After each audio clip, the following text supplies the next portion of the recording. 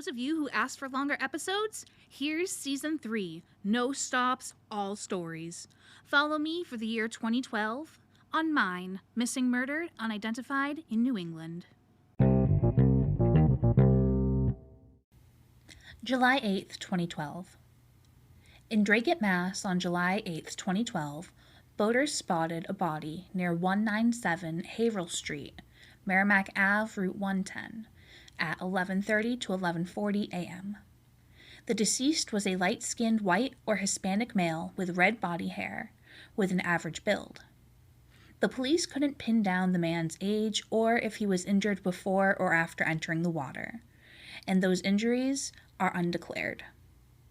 The man was between 20 to 40, at least pre-60-year-old adult who was discovered face down, caught on a tree limb which prevented him from floating further down the Merrimack River.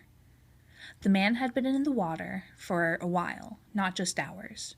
His body was in bad shape. The man had no tattoos, no scars, and bad teeth. The man's body was estimated to be 2 weeks post-mortem and 5'9", 119 pounds. The man was found floating 10 feet from the embankment. The man was wearing a shirt from Happy Chef staff collection that said Corporate Chefs Incorporated in red next to a picture of a pineapple. This lead was followed and all the employees of the company had been accounted for. A black Casio 705 MQ24 watch stopped at 12:05, and white Nike Air Max size 11.5 made in 2010 were also found on the man's body. The deceased man had a size 9 foot, so those shoes did not fit him well. The man could have been wearing a thrift shop shirt given the rest of the outfit. Many leads were followed and none panned out, and no missing persons matched. Leads followed included going to check out homeless shelters, and nobody recognized the man there either. There have been 2 people ruled out, Craig Alexander and Gerald Montreaux. Someone had to have known this man. Please call 1-978-957-2123 with any information. July 2nd, 2012. On July 2nd, 2012, an adult male, either white or Caucasian, Hispanic or Latino, who was pre-60, anywhere between 50 to 52 years old, was discovered in Worcester, Mass. In his residence. The deceased was 5 foot 2 inches, 142 pounds, with short, dark hair, and an unknown eye color due to putrefaction and decomposition. On the man's left pec rested an old, stretched out and faded, not dainty, but bold and tasteful, rose, faded after years of tanning and age. There was 1 yellow metal stud earring found in the man's ear, but it didn't say which ear, and there was no clothing listed as being found on the body. No comparisons have been made, and no other information is available. Please dial 1-617-267-6767 with any information. July 4th, 2012. Pedro A. Hernandez Perez is a 170-pound, 5 foot 6 inch white man from Stamford, Connecticut. Pedro has brown hair and brown eyes. Pedro was reported missing by his friend, who last saw him on July 4th, 2012. No comparisons have been made, and no other information is available. Please call 1-203-977-4444 with any information. July 25th to July 26th, 2012. Ashley William Costley was born on December 15th, 1990, and was the loving and wonderful brother to 8 brothers and 4 sisters. He had a large family. The 22-year-old had a mom named Susie and a dad named Juan. Shortly before midnight on July 25th, 2012, at 67 Dakota Street, Boston, Mass., police were called about a shooting. At the scene, they discovered Ashley with multiple gunshot wounds. Ashley was rushed to Boston Medical Center, where he died on July 26, 2012. Ashley now resides at Mount Hope Cemetery in Mattapan, Mass. No other information is available. Please call 1-800-494-TIPS. July 27, 2012. The scene is Itasca Street, Mattapan, Mass., where 62-year-old Mac Cat William Caffey Jr., a Vietnam vet, a retired MBTA operator, the father of one son and two daughters, a grandfather with multiple siblings, a married man of over 30 years to Verena, was killed by unknown means at an unknown location on Itasca Street in Boston, Mass., and is now interred at Oakland Cemetery in Birmingham, Alabama. Please call 1-617-343-4240 with any information. August 12, 2012 to August 13, 2012. For them to die is for a piece of me to die. To start off the month of August, we have the senseless murders of 3 young women from Massachusetts. Today's case revolves around Cherise Michelle Perkins, Kristen K. Lardy, and Genevieve Marie Phillip, all aged 22. She was the definition of a great big sister, one of those things where you don't realize what she meant to you until she's gone. The first young woman I want to discuss is free-spirited, fashionista, and social justice advocate Cherise Michelle Perkins, a young woman born on September 27, 1989, who resided in Dorchester with her 3 brothers and mom, who possessed moxie and courage, pluck, guts, and flavor. Cherise is the daughter of Angela Francis and Stephen Perkins. Cherise attended Boston's Young Achievers School of Science and Math for elementary school, John D. O'Brien School of Math and Science for high school, and studied engineering at Roxbury Community College. Cherise found a love and appreciation for the art of double Dutch jump roping, being a participant, coach, and judge for the sport. With this athletic love, she took part in numerous competitions and made the world championships in both middle and high school. Along with double Dutch, Cherise was an all-around athlete who enjoyed taking part in cheerleading, basketball, and dance. Cherise also worked with disabled children at a summer city program called Camp Joy. Cherise was a hotel clerk and was finding a love for hospitality and diversity. I miss her silliness, her singing. Kay Lardy was a Hyde Park resident and the daughter of 2 pastors, both immigrants. Her mother Sonia was 14 when she came to America from Barbados, was a valedictorian of her graduating class of 1979, and was a Harvard Scholarship awardee who graduated in 1983. Sonia was in Africa on a scholarship when she met her husband Agabus. Agabus was the pastor of the Family Life Fellowship Church in Boston. Sadly, Sonia passed away in 2010 after a battle with cancer. A very devout young woman, Kay took part in all the church activities she could. Kay was hardworking and very loving. Kay had just graduated from college in New York City with her bachelor's in advertising and communications and was looking forward to beginning a career in advertising or marketing, and was also working on a nail design business with her high school friends. Kay was multifaceted and charismatic. She was wholesome in her church activities and modern in her creative outlets, including her writings for Vibe Vixen magazine. Kay thought she could be a college recruiter, and I think she could have been too. She was gregarious. She also ran a small nail business out of her home. Kay's last Facebook post was, "In the world, not of it," which is a biblical saying meaning you are of spirit and residing in your earthly body for now. Genevieve Marie Phillip was a Milton resident and is survived by her 5, now 16-year-old daughter Aria. Marie was a model and had goals for her future to open a beauty salon. Marie was scheduled to begin school 2 days after she was murdered. Marie had dropped out of high school to focus on being a mom and later returned to earn her high school degree from an alternative school, which is really hard and really amazing, and she was a spectacular, vibrant, aspiring young woman. The group had known each other since high school, graduating from Boston's John D. O'Brien School of Math and Science, and were, in 2012, young women who were making their imprints on the world. On the night of August 12, 2012, the four friends, yes, four, were chilling, parked in a red sedan out front of Sherese's house on Harlem Street in Dorchester, Mass. As the group sat innocently chatting about the adventure-packed day they had just had at the Dominican Festival in Shattuck Picnic Grove inside of Franklin Park, where more than 100 people also gathered, someone decided to ruin their night and their lives forever. As they sat, a lone gunman approached the car and fired into the windows.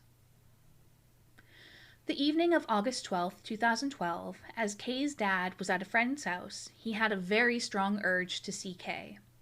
So much of an urge, he left his friend's house and heard the news about 3 murders on TV.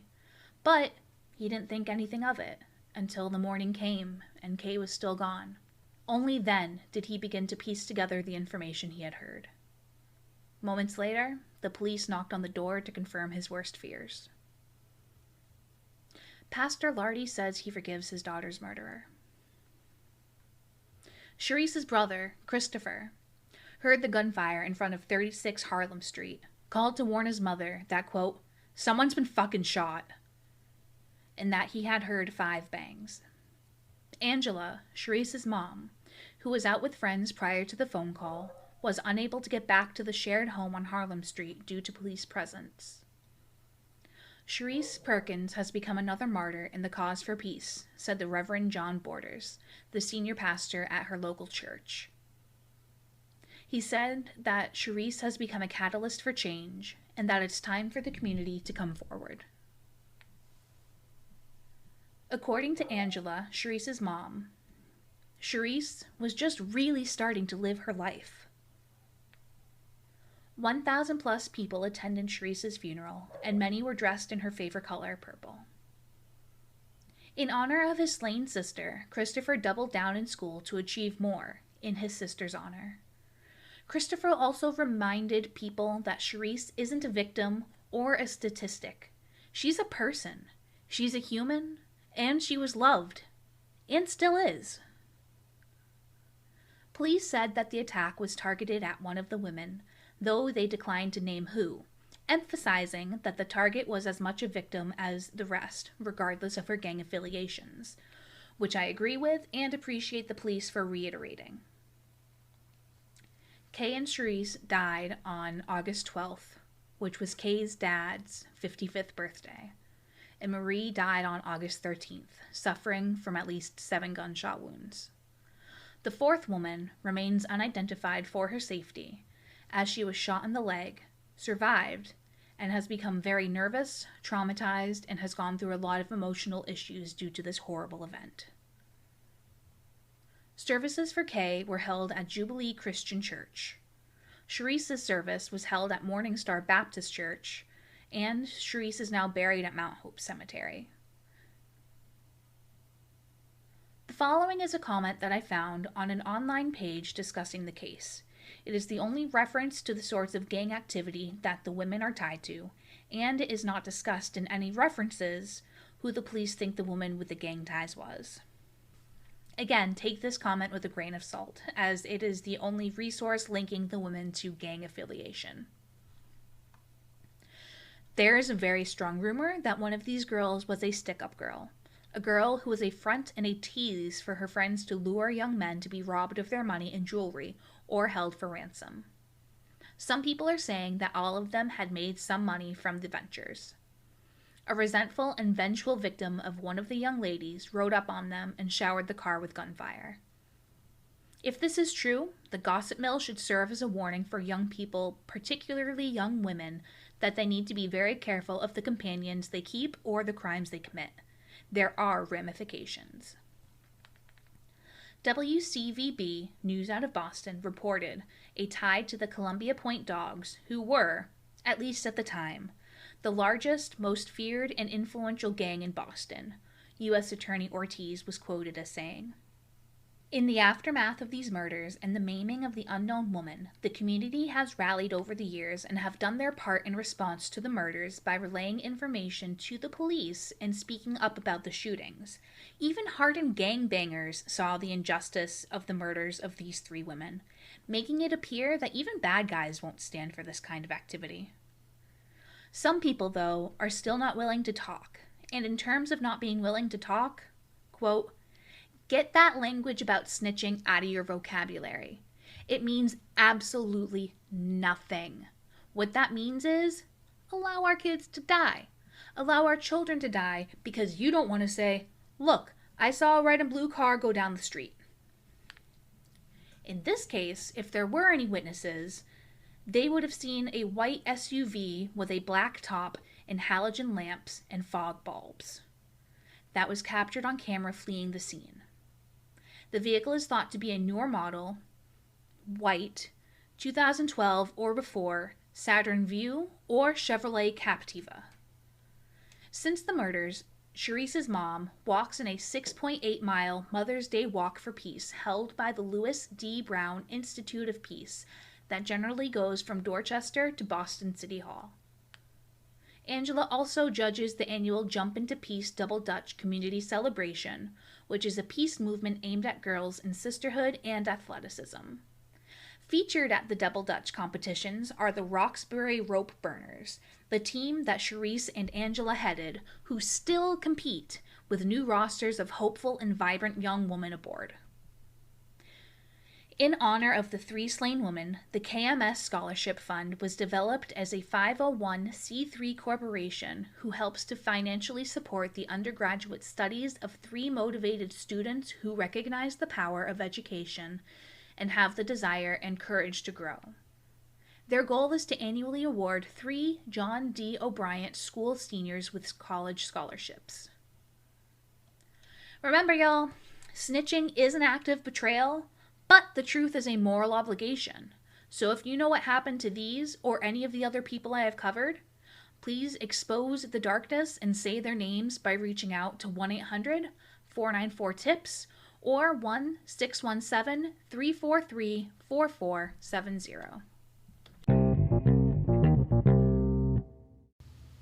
August 12th, 2012. Not all the people I cover in these cases are documented to be good people, and this is one of those cases. That being said, we only know a portion of this man's life, and according to those close to him, he was in the process of changing his ways, which is a very hard thing to do given the systemic racism and socioeconomic setbacks that many gangbangers turned regular civilians face.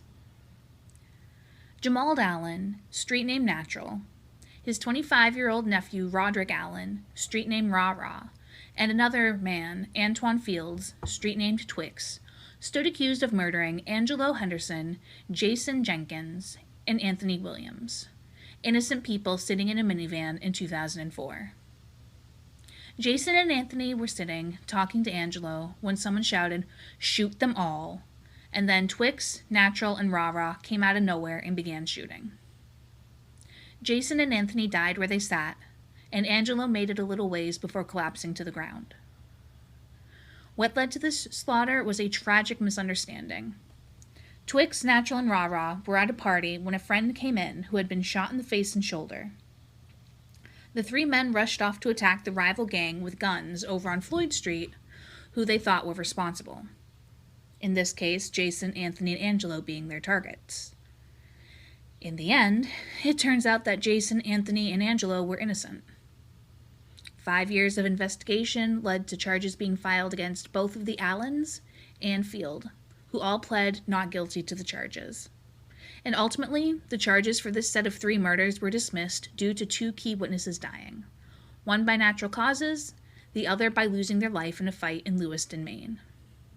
Jamal Allen and Curtis Giles stood accused of murdering William Spill Saladin, 20 of Dorchester, between Franklin Field and Franklin Hill due to gang rivalry in 2004. The pair were then acquitted for the murder in 2007.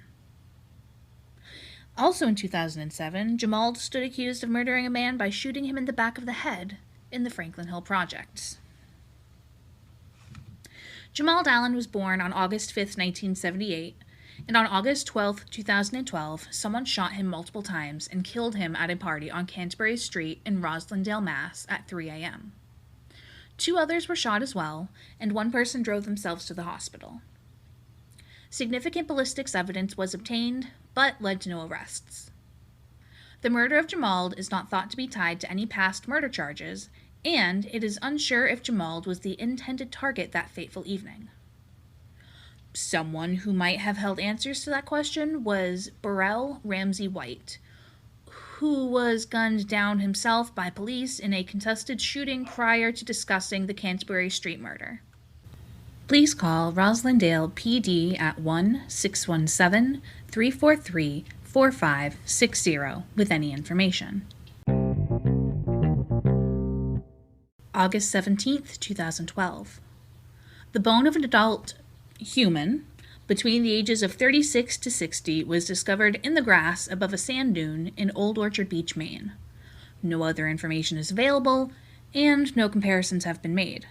Please call 1-207-624-7180 with any information. August 23, 2012. Until tonight, I didn't realize how many people he really knew and were involved in looking for him. Roy Gene Chittum is missing from Barrington, New Hampshire. Roy is 5'9" to 5'11" and 200 to 235 pounds. Was clean-shaven the last time he was seen, though he has gray hair and body hair with brown eyes. Roy disappeared when he was 52. He will be 63 this year. At the time Roy vanished, it was said he was experiencing personal issues, maybe distraught, and there is elevated concern for his safety. Roy was last seen walking away from his home in Barrington Mobile Home Estates, wearing a hat that says, quote, "American by birth, Marine by choice." Roy went missing in the vicinity of Stonehouse Pond, and the surrounding areas have been searched in the years since he disappeared by tracking and bloodhound dogs, as well as foot teams. Roy has a wife named Sheila and a son named Shane who attended Coe Brown Northwood Academy. Roy was a security person at Wentworth Douglas Hospital. Please call 1-603-664-7679 or 1-603-664-2700 with any information. August 31st, 2012. My sympathies for his loss to his family and friends. Only knew him when he was younger and living in Brockton as being a young boy with a lot of energy. And polite to me. I wish things had worked out better for him. DeAndre Townsend was born January 5th, 1992, was 21 and full of hopes and dreams. A loner, described as really sweet and really quiet, he would pass neighbors daily to buy snacks from the local convenience store. Shortly after 1 a.m., DeAndre was struck with a bullet on Southern Ave and ran a block to Ferndale Street in Dorchester, Mass. Before collapsing. Kiki, a neighbor of DeAndre's, said he fell to the ground, laying on the sidewalk with his eyes open, unmoving. DeAndre was taken to Boston Medical Center where he was pronounced deceased. In memorial, people left behind scented candles, bouquets of roses, empty bottles of Remy Martin champagne, and Hennessy cognac at the death scene. Please call 1-617-343-4470 with any information. September 10th, 2012. He was a terror as a kid. A sweetheart who wanted to be a bad boy. That terror bad boy turned into an exuberant, remarkable young man and natural-born leader. Adored by the children he mentored at St. Stephen's youth programs and highly respected by his peers. Georgie Luis Fuentes was born on July 28, 1993. He was a youth leader and lead counselor at a young age, a role normally reserved for those 21 and older at St. Stephen's Church in Boston, among other accolades. Growing up, George took part in the church's Be Safe program. Be Safe stands for Bishop's Summer Academic and Fun Enrichment, where more than 625 kids from 6 different Episcopal churches and school sites in Boston and 125 teens from the Boston and Chelsea, Massachusetts areas were given jobs. George joined this Paramount program beginning in his debut year and grew up in it.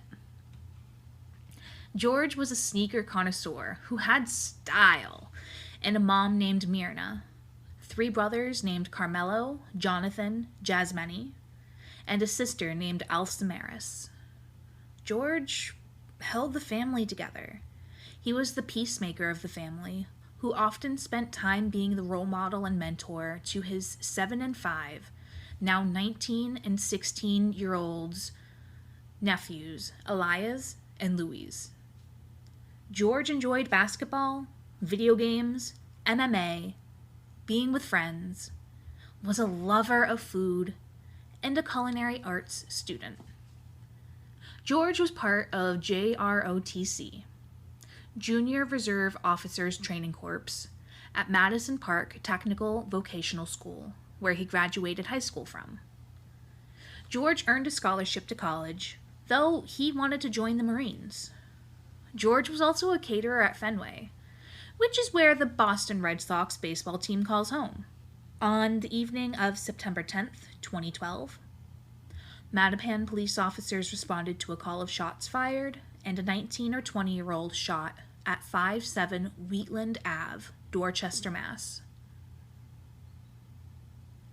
George's life was taken as he was walking his dog outside of his home. Jasmine Fuentes, George's younger brother, heard the gunshots that killed George, as did their mother Myrna, who was standing in the kitchen at the time of the murder.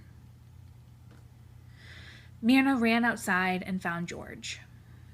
He opened his eyes, and she begged him to hold on. Neighbors said that the gunman fired randomly, and others who saw the shooting happen on that fateful Monday night say that the shots were fired. George's first instinct was to try and save the other young man who was sitting next to him, pushing him up the stairs and into the house. In the aftermath of George's murder, his organs were donated to those in need. 1,000 plus people attended his wake. 300 plus people walked in a candlelight vigil in Villa Victoria in George's honor and as a testament to end gun violence. The funeral and wake turnout put the venue over capacity, which goes to show the immense presence George had in the community. Many of the people who appeared at these memorials were from different walks of George's life, comprised of those he met on mission trips, at school, through JROTC, and the various church programs George took part of. George was honored by the founding of Be Peace, a program created by the Episcopal Diocese of Massachusetts. Be Peace stands for Bishop's Action Towards Peace. Peace being programs for youth, employment for teens and young adults, academic excellence in public schools, communities for families, and an end to gun violence. Be Peace for George won an Award of Peace, MVP Award, from the Massachusetts Coalition to Prevent Gun Violence. The award winners strove to honor George's memory by addressing the root cause of violence, and the award winners gave that award to Myrna, who hugged them and cried in appreciation. Be Peace has also taken aim at Smith & Wesson, now American Outdoor Brands Corp., after a rebranding due in part to the use of their Smith & Wesson branded rifle, manufactured in Springfield, Massachusetts, that was used in the Marjorie Stoneman Douglas, Parkland, Florida high school killing, where 17 were injured and 17 others were killed. The campaign Be Peace combines youth mentoring, jobs for teens, support for families, and activism on gun reform legislation, while partnering with established organizations.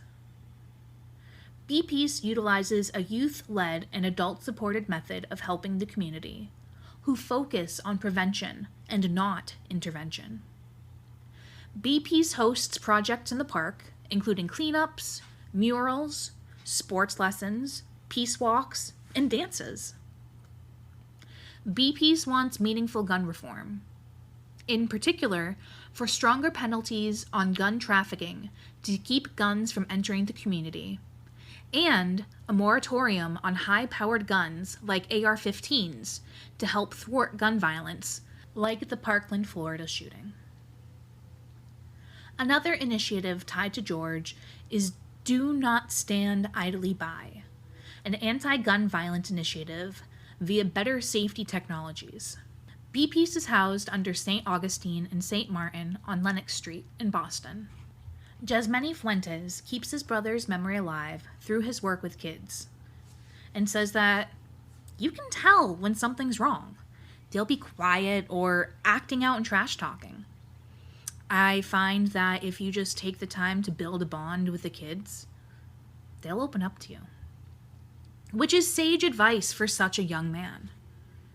Jasmine was a teen counselor for Be Safe, where they served 2 meals daily, offered field trips, team building activities, and offered academic support. Another initiative that was created in the wake of George's murder was the George Fuentes Anti-Violence Task Force, created when the Diocesan Convention voted to establish a task force in his memory to, among other things, quote, investigate methods and models to alleviate the root causes of violence, consulting with communities of faith, social service, and government agencies and interfaith communities, to develop materials and programs for congregational, deanery, and diocesan use in broadening this effort. The George Fuentes Anti-Violence Task Force joined the Louis D. Brown Peace Institute for numerous Mother's Day walks over the years. In 2013, the year following George's murder, $130,000 was raised in a peace walk in George's honor. Success stories and testimonials keep the George Fuentes Anti-Violence Task Force alive and backed by the Episcopal Church. Pray for the dead, fight like hell for the living, sums up the actions that these groups take against violence. You and I, this community, we have to be the good news. And just how deeply does love and forgiveness go? According to one of the religious figures close to George, they failed the young man who shot George. And according to Nicolai Stroder, a longtime advocate and supporter of youth work initiatives, George's murder was a case of mistaken identity. No arrests or motives have been released. Please call 1-800-494-TIPS or 1-617-343-4470 with any information. September 10th, 2012. Arthur Stewart, a 19-year-old Bostonian, is another life cut short by gun violence. At 8:30 p.m. at 57 Sanford Street, Mattapan, Mass., an unknown person shot Arthur to death. Arthur was originally carried away to Boston Medical Center, where he died of his injuries. Please call 1-800-494-TIPS or 1-617-343-4470 with any information. September 27th, 2012. Stephen, depending on the sources, Pyers was arrested at the age of 20 for armed robbery for stealing a bike from a person at apparent weapon point. Flash forward 2 years to the Universal Barbershop and Beauty Salon, standing at 436 Geneva Ave, Dorchester, Mass., near a grocery store and triple deckers. a scene of cold-blooded murder on September 27, 2012. Between 7:05 to 7:15, Stephen, 22 at the time, was shot in the head as he sat in the barber's chair getting his hair done at the barbershop, while a woman in her 70s received a gunshot wound to the arm. The scene was a bloody blur, shots rang out, glass shattered, and Stephen, was cut down where he sat. Everyone hit the floor. And at the request of the detectives, the description of the shooter was not released to the public. If you have any information, please call 1-800-494-TIPS or 1-617-343-4470. October 1st, 2012. On a cool October night, 34-year-old Michael Dane Martin, who went by his middle name, was a man without a public history. Dane was shot to death on his porch in Dorchester, Mass. Buju, as Dane was nicknamed, had 4 young kids. Officers heard 12 gunshots, and witnesses heard 1 shot before running away. 3 people in total were shot on Park Street around 10 p.m. on October 1st, 2012. 2 of the 3 men were taken to Boston Medical Center with serious wounds. 1 was shot in the neck, 1 shot in the stomach, and both survived. There are several unnamed suspects, though no descriptions have been released. Witnesses said there was a man on the ground in front of the apartments at the intersection of Burnside Street and Park Street, with a woman crying and screaming over him. A van was seen leaving the scene of the shooting, though it is unknown if it was related to the shootings. Please call 1-800-494-TIPS or 1-617-343-4470 with any information. October 5th, 2012. Jaquan Mitchell was a Dorchester, Mass. native, loyal, spiritual, and a fierce protector. Jaquan had 3 younger brothers, worked at his granddad's HVAC company, and had a passion for music, going by the moniker Scars 50. Jaquan was walking in front of 10 Trottier Court in Roxbury, Mass. Around 2 a.m. after a minor scooter accident. This area was confined and had many windows facing the street where someone shot Jaquan several times at point-blank range. Jaquan was declared deceased at the scene.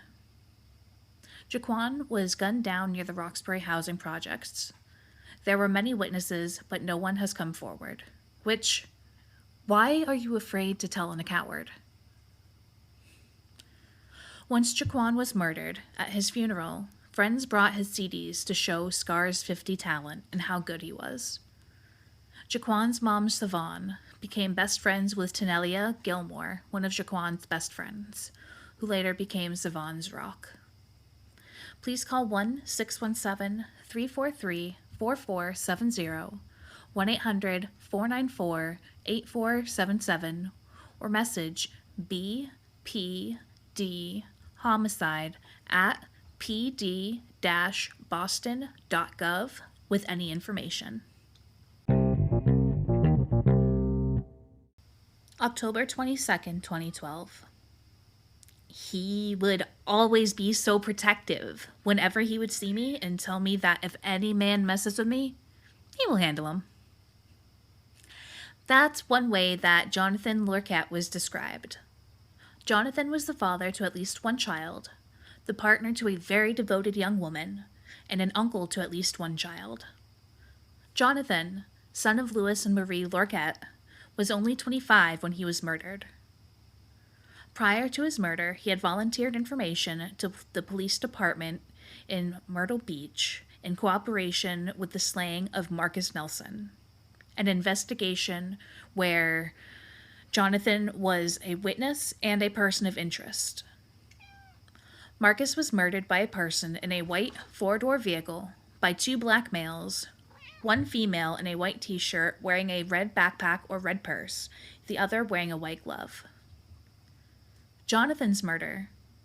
He was shot twice in the chest on Edson Street before escaping a block away to 36 Whittam Street, Dorchester, Mass. Jonathan was taken to Boston Medical Center and eventually buried in the Central Cemetery in Randolph. Please call 1-617-343-4470, 1-800-494-8477, or message BPD Homicide at pd-boston.gov with any information. November 7th, 2012. He was tall, handsome, intelligent, and funny. He was a wonderful person. Getting to know Felix was one of the best times of my life, said Makeda Laurent of her formerly estranged brother, Felix Laurent, a 20-year-old father to at least one child, and CEO of his musical group, Oak Grove Money Gang. Felix had an older sister and an older brother, both from his father's side, and it is unknown how many siblings he had on his mother's side. Felix's father was described as promiscuous, having several children with several women.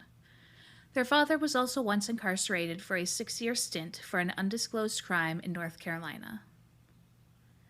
Years earlier, Felix's older sister and brother located him and reached out to reestablish contact and create a relationship. Felix went to visit his siblings in New York several times over the years, almost once every 2 weeks for an unmentioned amount of time, before an unfortunate falling out. This falling out occurred due to an online argument that spawned from a Facebook post where Felix described being shot at, and his sister making a comment that led to an argument with one of Felix's friends. This argument led to Makeda blocking Felix on social media and stopped accepting communication from him in general. Felix reached out to Makeda several times, yet Makeda, self-described as stubborn, didn't respond. Someone or someones mercilessly stabbed Felix in the back twice at 670 Union Street on November 2, 2012, in a section of Springfield, Massachusetts, referred to as Old Hill, Mason Square neighborhood, near the William M. DeBerry Elementary School. A passerby found Felix staggering across Wilbraham Road near Eastern Ave around 11:30 p.m.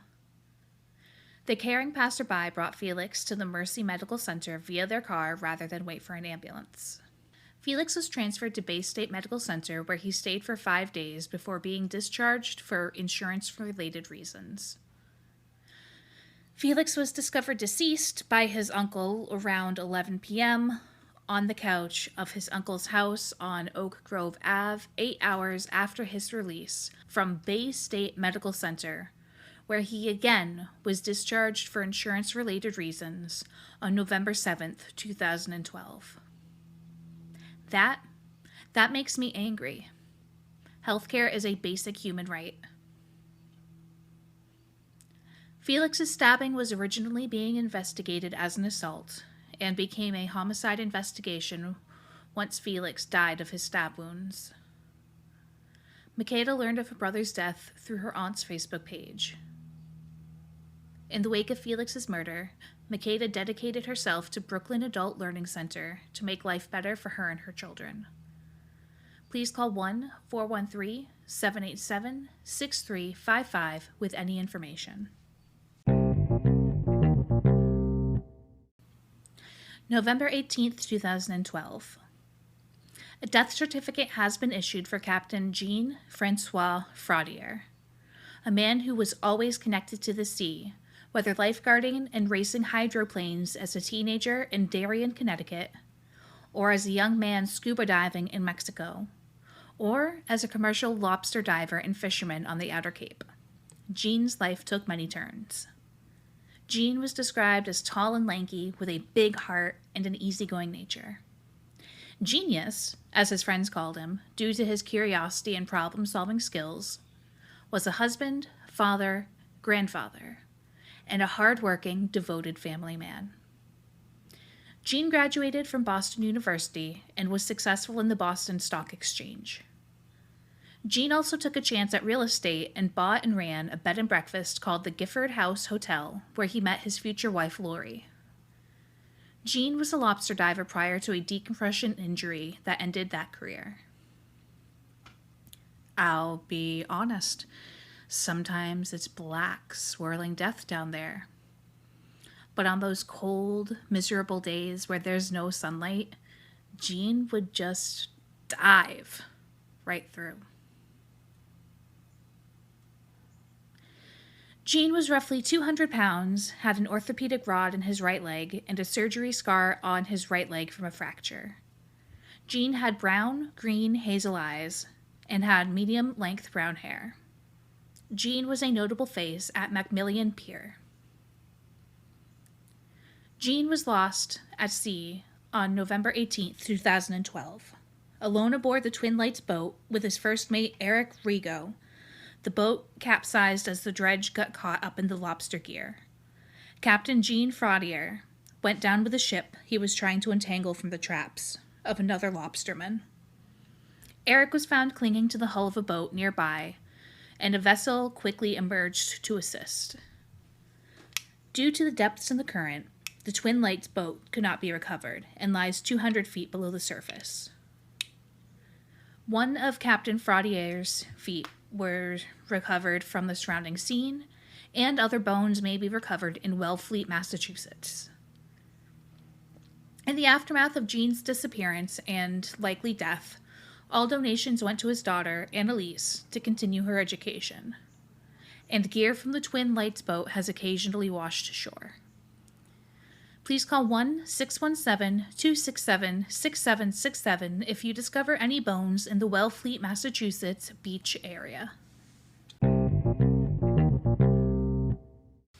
December 11th, 2012. Jobito Vasquez is missing from Stamford, Connecticut.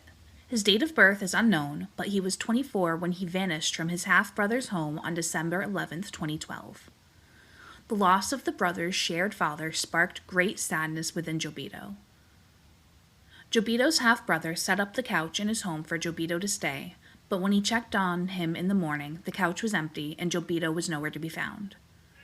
It is not stated whether the couch appeared slept in. Jobito Vasquez is white, Caucasian, Latino, Hispanic. He is 5 foot 2 inches, 140 pounds, and was last seen wearing a blue sweatshirt, black thermal underwear, and white socks. Jobito will be 35 this year. No comparisons have been made. Please call 1-203-977-4921 with any information. December 13th or December 15th, 2012. He was a great kid. He didn't deserve this. This was said of 23-year-old Ronald Diaz, son of Lisa Diaz and Frank Robinson. Ronald was the brother of Jaden, Andrea, Shayna, Sheree, June, and a father to Alani and Ariellas. On the evening of December 13th or 15, 2012, an unidentified male shot Ronald in the head at 39 Elmont Street, Dorchester, Mass. At 8:30 p.m. Unlike many of these cases, there is a possible suspect in the shooting. A black male in his late 20s to early 30s, now late 30s to early 40s, with hazel eyes, wearing a black hoodie, who was last seen running towards Vassar Street in Dorchester, Mass.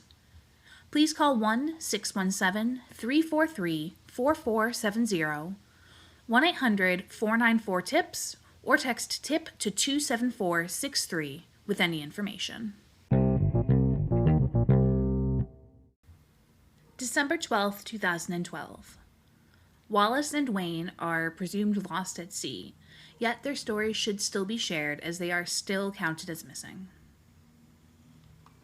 Wallace Gray II is a natural-born captain, a responsible captain, and a good fisherman. The 26-year-old captain was born on September 25th, 1986, in Sanford, Maine, and is missing from Gloucester, Mass. Wallace, nicknamed Chubby, is white, Caucasian, 5'8" to 5'9", 160 to 170 pounds, with brown hair and an undetermined eye color. Wallace is a devoted family man and a father of a 3, now 14-year-old son named Wallace Gray III, a mom named Carol, and a dad named Wallace Gray Sr., and had 2 sisters and 1 brother. Wallace went missing with his crewmate Wayne Young, though a missing persons report was not made for Wayne in the NamUs, National Missing and Unidentified Persons, system. Wayne Kendall Young was born on October 17, 1962, was 50 and a crewman of the Foxy Lady 2, a husband and a devoted family man. Wayne was the son of Wayne and Sylvia, had a wife named Shirlene, and had 3 daughters named Lindsay, Kayla, and Ashley, and 2 sons, one named Jared and one named Jacob, who predeceased Wayne in 1984. Wayne was also a grandfather of 4+ kids and a graduate of Stoningham High School, class of 1981. The fishermen were from Deer Island, Maine, but were stationed out of Gloucester, Mass., and were known around the area. The pair were also part of the Cape Ann Fresh Community-supported fishing program and often parked their boat in Montauk, Maine. The pair of men went on an early morning scallop fishing trip to Stellwagen Bank on the Foxy Lady 2, a boat owned by Wallace Gray Sr. The men worked alongside Wallace Gray Sr. in a family business. The boat was 45 feet, equipped with a safety pod stocked with survival items. The Foxy Lady 2 was also equipped with a vessel monitoring system, VMS for short, and an emergency position radio beacon, known as an EPIRB. The VMS is used for law enforcement purposes, while the EPIRB is used for safety once it is deployed in the water, or at least it normally is. The EPIRB didn't activate that fateful December day.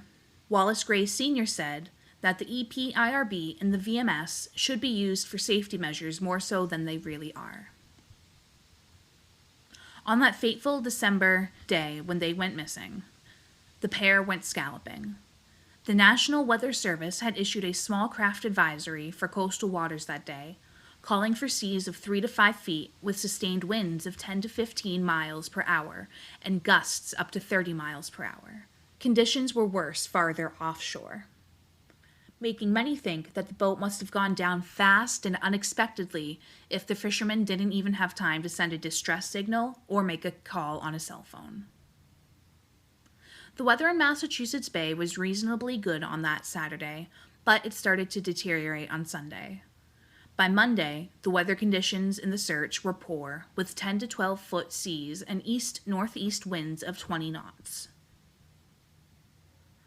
Wallace and Wayne were reported missing at 8:05 a.m. on Monday, December 17, 2012, to the U.S. Coast Guard. The report came in 2 days after Wallace's girlfriend had last heard from him between 6 a.m. and noon on Saturday, December 15, 2012. The men were supposed to have returned the same day and were last pinged by their equipment 15 miles north of Provincetown, Mass.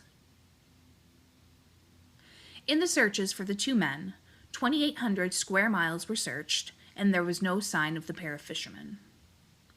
Crews searched tirelessly for 3 days before giving up due to survivability models. The U.S. Coast Guard predicted that the boat lost power and were using the current and wind to make their way back home. The fishermen's families were notified of their lost at sea status face-to-face. An empty life pod was discovered washed ashore the day following the missing persons report at the marsh mouth to the Saugus River on Bristow Street in Saugus, Mass. This is when they say hope truly began to diminish. Harbor Master Tom Falaska said the capsule's journey was impressive to end up where it did. Equipment not linked to the ship was discovered washed up ashore in the following weeks. Harbor Master Falaska also presented the idea that the cable of the Foxy Lady 2 could have gotten caught and the wench wasn't released quickly enough, causing the boat to capsize in freezing winter waters, though there is no direct proof of this theory. In the aftermath of the disappearance of these 2 wonderful men, 50 people showed up for the candlelight vigil held at Stoningham Pier. Along with the vigil at the pier, a vigil was held at Stacy Boulevard in Gloucester, Mass., and people rallied together on social media. After the report of numerous ships getting caught on an underwater intrusion, the remains of the Foxy Lady II were discovered by the U.S. Coast Guard spread out between Cape Ann and Provincetown in January 2013 by use of a remote-operated camera and an underwater vehicle. The 2 fishermen were added to the Man at the Wheel Cenotaph Memorial in Gloucester, Mass. This memorial contains over 5,000 lost souls at sea. And there are services held each year where flowers and oars are laid in the water in remembrance. At the statue of the Man at the Wheel, there is a biblical psalm inscribed into it. It is called, "They that go down to the sea in ships." These see the works of the Lord and his wonders in the deep, for he commandeth and raiseth the stormy wind, which lifteth up the waves thereof. They mount up to the heaven, they go down again to the depths. Their soul is melted because of trouble. One of the local community members said of the Deer Island pair that just because they didn't live in Gloucester, that doesn't mean they're not our fishermen. Later on, Wallace Gray Sr. had a Excalibur boat made for him by S.W. Boatworks and finished by Lights Fiberglass. The boat is called the Lost Generation in homage to Wallace and Wayne. The boat was built about a decade ago. Wallace's lifelong dream was to be a fisherman, but Wallace Sr. wants something different for his grandson. When the boat was finished, an article brought up the following in the Footsteps questions. And Wallace's response was, "My grandson will be 14 by then. I'd like him to get out of the fishery before he comes of age. I'd like to see him do something different." 2 comparisons to found persons have been conducted, one in Suffolk, Mass. On April 30th, 2014, who was between 20 and 40, and one in Bland County, Virginia on August 14th, 2015, who was between 18 to 80. Please call 1-817-718-7904 or 1-617-223-3201 if you have any information about these missing men. December 21st, 2012. Kyle Seidel would be 45 this year. Born April 17th, 1978, Kyle worked as a crane operator at Essex Island Marina with his Uncle John. And Kyle loved Chevy trucks and everything and anything outdoorsy, especially fishing. Kyle would fish for everything from bass to clams to blackfish. Kyle had common sense, a sense of humor, a love for animals, was general jack of all trades, and a dock builder. Kyle was a married father of 3, the son of Richard and Darlene Seidel, the younger brother of Jeremy Seidel, the uncle to Devin and Haley, as well as Alec, Luke, Natalie, and Adriana. Kyle is reported to have always spoken highly of his wife and kids. Kyle was married to his wife, Kate Chiocci, on April 26, 2003. And Kate described Kyle as the kind of guy who would help you if you had a flat tire or if your boat died in the middle of the river, he'd tow you in. Kyle taught Kate how to cook, was the main breadwinner, while Kate worked a part-time job and cared for the children. Kyle and Kate were the parents to 3 children named Samantha, Maya, and Jesse, now 19, 17, and 13, respectively. Kyle would take his kiddos on one-on-one rides to get to know them better and to keep up to date on their lives. Thankfully, the evening of December 21st, 2012 was not one of those evenings. I've played that day over and over in my head. On the evening of December 21st, 2012, the day the world was predicted to end, as some might recall, he was very happy that night. It was a happy day. The kids gave him the Christmas ornaments they made at school because it was just before holiday break, and he and the kids had a big tickling match on the carpet before he left. Kyle would often order dinner on Friday nights. December 21st was no different.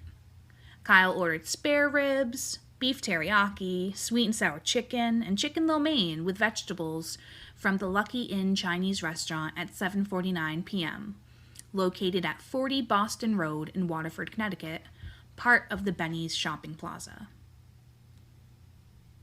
At 8:19 p.m., someone called in after discovering Kyle lying in a pool of blood, shot in the neck, though early reporting said it was shot through the chest. Kyle was discovered at the Family Bowl parking lot at 120 Boston Road, Waterford, Connecticut. This Family Bowl is now an Aldi supermarket. Lingering questions are, why was Kyle at the bowling center? According to Kate, Kyle would only go there if they were attending a kid's birthday party. As far as friends and family know, Kyle was not into drugs, so this was likely not a drug deal gone bad. Many theorize it could be a road rage incident gone too far, as Kyle wasn't known to have any enemies either. Police are concerned that the person who shot Kyle may be a danger to himself or to others and may have exhibited behavioral changes after the murder of Kyle on December 21st, 2012. Police want to identify the suspect as soon as possible before he hurts himself or another. Police focused their searches on persons known to carry handguns in their vehicles and had a history of, quote, worrisome behavior. Once the police informed Kate of Kyle's murder, she understandably went numb, was in shock, and didn't process her feelings for weeks, quoting, "My mind knows, but my heart is starting to catch up." Kyle was taken to the Lawrence Memorial Hospital where he died of his injuries. The community rallied in the aftermath of Kyle's senseless murder. There was a basket raffle with almost 200 baskets donated for raffle purposes, and a spaghetti dinner where all of the $7,000 in proceeds raised went to the Seidel family. Another noteworthy bit of information is that a friend named their son after Kyle. Kyle's case became the Five of Diamonds in the Connecticut cold case card deck that is handed out to inmates and prisoners and other incarcerated folks in Connecticut. To this day, it is still unknown why Kyle was where he was or what led him and his black Ford Focus to the family bowling parking lot that night. Police have interviewed many witnesses over the years with no luck. Please call 1-860-442-9451 or 1-866-623-8058 with any information on Kyle or his black Ford Focus between 7:50 and 8:20 p.m. on Boston Road in Waterford, Connecticut on Friday, December 21st, 2012. And if the killer is still out there, Kate says, keep looking over your shoulder. Your time is coming. December 25th, 2012. Jarvis Lamont Gilmore was born July 20th, 1990. Jarvis was described by neighbors as a quiet young man who was once chastised for asking for a cigarette with the advice of, "You should quit." Jarvis was the oldest of 4 to 6 kids and had a toddler son of his own. Jarvis was known to have served time in jail for 2011 and 2012 for unknown reasons, but when he got out the second time, he truly wanted to make a change in his life and turn it around for the better. Someone shot Jarvis multiple times on Christmas night 2012. At 8:30 p.m. in the area of 20 Brookway Terrace, Jarvis was discovered laying face down on the footway between Brookway Terrace and Brading Street in Roslindale, Mass. This neighborhood includes the Archdale Village Housing Project. Gunshots were apparent when Jarvis was located, with at least one shot striking him in the head. Jarvis was pronounced at the scene and ID'd by family members at the medical examiner's office. No motives or suspects have been named. Please call 1-800-494-TIPS or 1-617-343-4470 with any information. December 28th, 2012. Fitz Paul Robert was killed on December 28th, 2012 at 1:30 a.m. on the porch of 131 Harold Street, Roxbury, Mass. Fitz was taken to Brigham and Women's Hospital where he died. Please call 1-800-494-TIPS or 1-617-343-4470 with any information. If you have any questions, complaints, or concerns about the podcast you encountered here today, please message me at minepodcast@gmail.com. That's mine with 2 M's, 2 I's, 1 N, 1 E at gmail.com. And thank you so much for listening. Later, y'all.